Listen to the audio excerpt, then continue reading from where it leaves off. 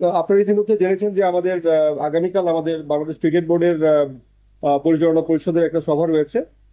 এটাও একটা স্ট্যান্ডার্ড ইয়ে যে বাংলাদেশ দল কোনো আইসিসি মেজর ইভেন্ট বা কোনো এশিয়ান ক্রিকেট কাউন্সিলের এসিসির কোনো ইভেন্টে জয়েন করা পার্টিসিপেট করার পরে যে আসলে এদের পারফরমেন্স নিয়ে যে একটা আলোচনা হয় সেটাও একটা নতুন ম্যাটার। এই বিষয়গুলো মূলত আলোচনায় থাকবে।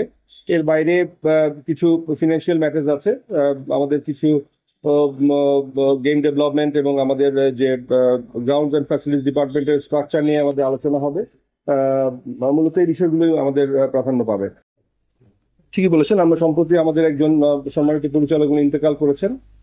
উনি দীর্ঘদিন যাবৎ অসুস্থ ছিলেন। অবশ্যই ওনার মৃত্যুতে বোর্ড আগামী বোর্ড সভায় শোক প্রস্তাব আসবে এবং পরবর্তীতে যদি এই বিষয়ে আলোচনা হয় হতে পারে, বাট এই মুহূর্তে এই ধরনের কোনো এজেন্ডা অন্তর্ভুক্ত করা হয়নি। চুক্তির বিষয়গুলো তো আসলে ওয়ার্ক ইন প্রোগ্রেস থাকে, এগুলো সবসময় একজনের সাথে শেষ হলে বা সেটাকে কন্টিনিউ করবে কিনা এটা বোর্ডের অনুমোদন প্রয়োজন হয়। আমাদের আপাতত এই ধরনের যে বিষয়গুলো সেগুলো স্ট্যান্ডার্ড প্র্যাকটিস অনুযায়ী আছে। আমাদের যাদের সাথে চুক্তি ইতিমধ্যে নবায়ন হয়েছে সেই বিষয়গুলো হয়তো পোস্ট ফ্যাক্টর অ্যাপ্রুভাল কিছু বিষয় প্রয়োজন হতে পারে, সেগুলো হয়তো আসতে পারে। আদারওয়াইজ নতুন কিছু এই মুহূর্তে দেওয়া হচ্ছে না বোর্ডে। এফটিপিতে যেটা হয় সেটা তো আহ, অনেক আগেই সিদ্ধান্তগুলো চূড়ান্ত হয়ে থাকে কে কোথায় অ্যাপ্রুভ করবে।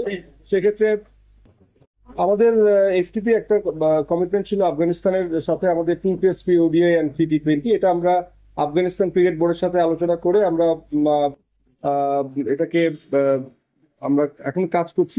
এখনো ফাইনাল কোনো সিদ্ধান্ত হয়নি, তবে এ ব্যাপারে আমরা চেষ্টা করছি যে একটা পরবর্তীতে একটা সুবিধাজনক সময় যাতে এটাকে রিশিডিউল করা যায় সে ব্যাপারে আফগানিস্তান ক্রিকেট বোর্ডের সাথে আমাদের ক্রিকেট অপারেশনের যোগাযোগ হচ্ছে। উইমেন্স ওয়ার্ল্ড কাপের 100 ডেজ কাউন্টডাউন ইতিমধ্যে শুরু হয়েছে, আপনি বলেছেন, ঠিকই বলেছেন।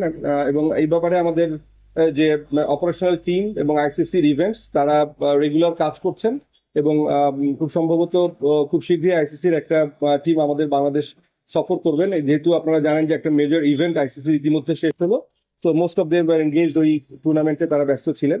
এখন হয়তো একটা সুবিধাজনক সময় তারা আসবেন এবং তখন এই ব্যাপারগুলো আলোচনা হবে।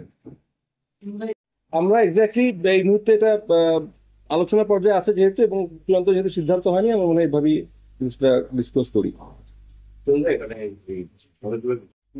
না, আমরা ইতিমধ্যে বিপিএল এর যে অংশগ্রহণকারী গত বিপিএল লাস্ট এডিশনে যারা খেলেছেন তাদের সাথে আমরা যোগাযোগ করেছি এবং most of them have confirm there participation. দু একটা দল অংশ আমাদের জানাননি, ওগুলো জানালে তার পরবর্তীতে নেক্সট স্টেপটা আমরা ঠিক করব। এবং আমরা ইতিমধ্যে একটা সময় নির্ধারণ করেছি যেটা আমরা ড্রাফটের জন্য, প্লেয়ার্স ড্রাফট, এবং স্টেপ বাই স্টেপ যে কাজগুলো এগুলো আমরা ভাবে করে নেব।